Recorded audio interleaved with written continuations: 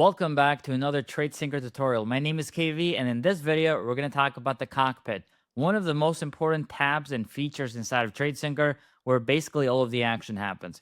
We're going to talk about how to set up the Cockpit and how to configure all of the settings inside of it. So without wasting any time, let's get to it. On the side here, you will see below copy trading, it will say Cockpit. Make sure we click on that, and we will be prompted with this screen. At the top of this screen, it will say import contracts for your account. And that is the first step that we're going to do. We're going to click the import contracts button, and we'll be presented with this pop-up. Here, you want to search the contract, the market that you want to trade or you think you will trade. So let's say you are someone who trades the NQ. You're going to search for NQ. And here, make sure that you select the current expiration date. Right now, we are trading on the June contract, so it will be NQM6. Make sure you go to the CME website to see what's the most current contract, okay? So right now, we click the plus. And then if we also do trade the micros, you want to do that for the micros as well. Click the plus there as well. If you do trade other markets, you're going to do the same thing. ES, M contract. If I want to do the micros, I'll click there as well. Click the exit button right here. As we can see at the top, we have all these 4 contracts updated, imported into Tradesyncer.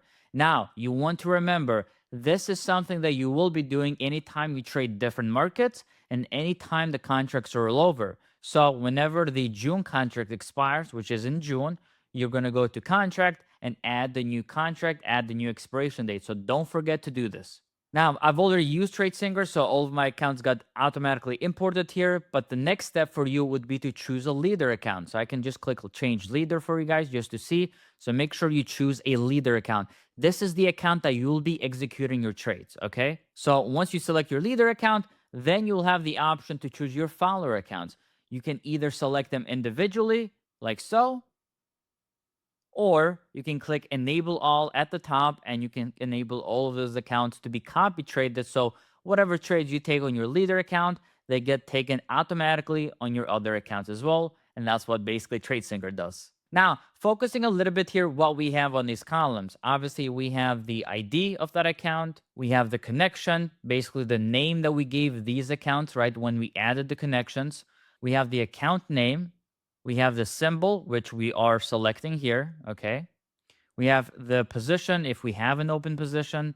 We have the balance, the current balance of these accounts, the average price, the day P&L, open P&L, and the quantity. This is when we have a position opened. And then let me actually give you guys an example. So let me just turn off these accounts. I'll just keep this and this. So I'll just keep the leader account and I'll just keep one follower just so you can see exactly this in action. So I'll go into my leader account right here. And let's say I buy one contract on MNQ. Okay, it has gotten filled here. I'll go to Tradesyncer. I'll go to MNQ. And as you can see, the position says long, long, the day P&L, and then the open P&L. Okay. Now, Tradesyncer makes it super easy for you to understand as well how many accounts you have this opened, right? As you can see right here, 2 positions opened. And again, you can very easily tell which one of these accounts that position is open or not. Now, you can either go to your leader account right here and close this position, or you can go to Tradesyncer and you do have like a cancel all or a flatten all button, or even flatten on specific accounts, right? All of these buttons work whether you want to do them through Tradesyncer or from your broker. I personally just use the broker. So I'll just, if I want to sell this position right now, I'll just click join ask. And then that position is closed. Okay. Now we go to Tradesyncer. As you can see, that position is closed. Obviously, the day P&L is a little bit different just because I'm using different brokers as well. The first one is Tradesy, and then the follower account is on Tradeovate. So it's a little bit more on the commissions. But as you can see, all the positions got closed, they got flattened.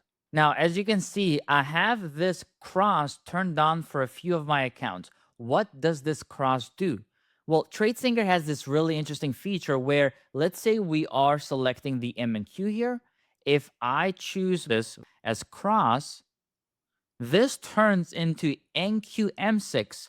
What does that mean? It means that any micro NASDAQ trade that we take on our leader accounts gets automatically copied on this follower account on the NASDAQ, on the full mini contract. Let's actually see this in real time.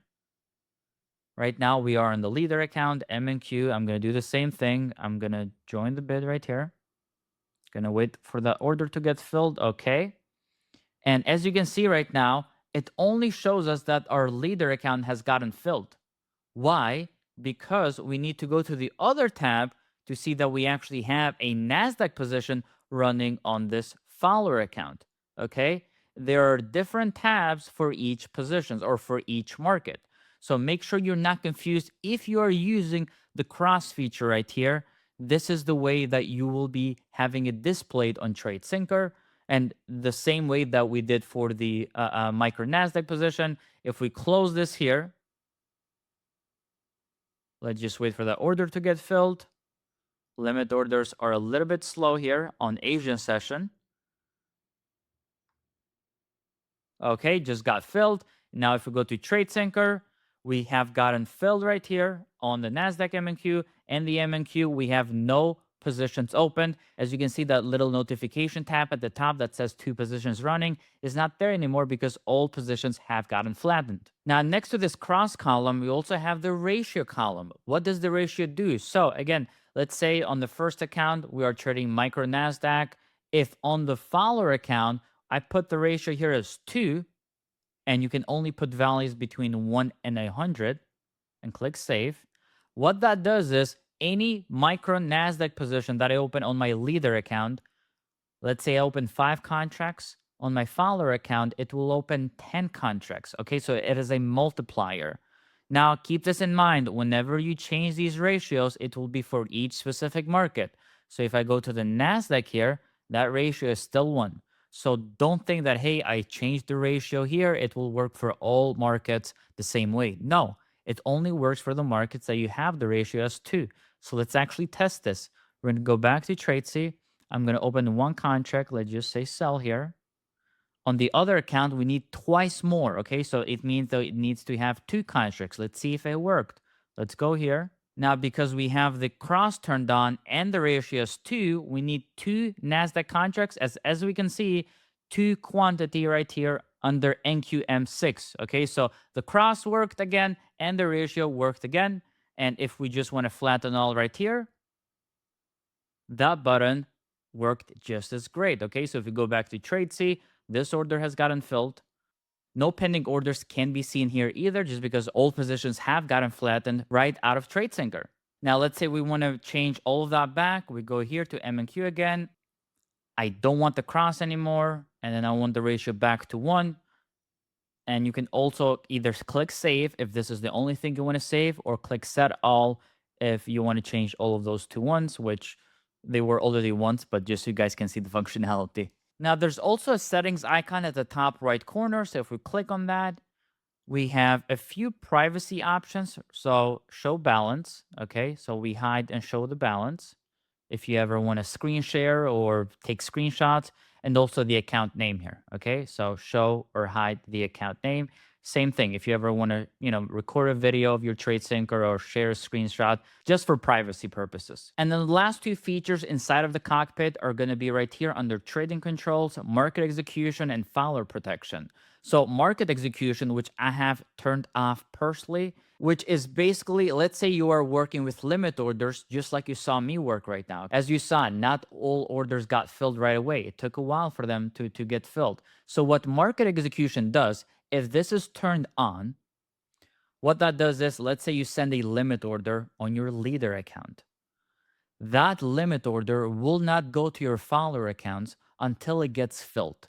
That's what market execution does. It basically says, hey, until the order on the leader account has gotten filled, don't send any type of orders to my follower accounts. Just send a market order through once it gets filled. Okay, so all orders on your follower accounts will be market orders. I personally have that turned off just because I'm always on my screens. I always have Tradesyncer up as well, so I can always see if something's happening, if any order is not getting filled or not. But I do have follower protection turned on. What this does is basically what the name is, it protects your follower account. Here's a very simple example. Let's say again on your leader account, you're opening 5 contracts. Now, as these contracts are opened, as you can see, you have actions to individually flatten accounts or even go to these accounts manually, right? I can go to Tradovate manually, and then I have those 5 contracts. I can decide to exit 3 of them. So I decide to exit 3 of them on my follower account. But remember, my leader still has 5. Now, let's say all of a sudden I want to sell my 5 contracts from my leader account. If I sell those 5 contracts, if I exit them, now it's going to mess up the whole calculation just because now my follower account doesn't have 5, right? Because we sold a few manually. Now, if you do have follower protection turned on, Tradesyncer notices that. So when you sell 5 contracts from your leader account, it will not sell 5 on your follower account. It would only sell, or it would only exit as many contracts as it needs to flatten that position, which I think is super cool. So personally, I have that turned on. And lastly, just a fun little feature here is the P&L card. So if you click on that P&L card, it should give us a virtual P&L card just like this. Okay, this is super cool. If you want to share it with your friends, it shows you your account, your balances, your total profit, and obviously you have some privacy settings here as well if you just want to customize it or just change a little bit of how your balances are showing or your accounts are showing and so on. And that's a wrap with the cockpit video. I know it was a long one, but these are all features that you need to understand how to use, because this is what Tradesyncer is all about, and this is where all of the action happens, in the cockpit. Again, my name is Kejvi Dema. I'm going to be your guide here through the rest of these Tradesyncer tutorials, and on the next one, we're going to talk about groups and risk management. So stay tuned for the next one.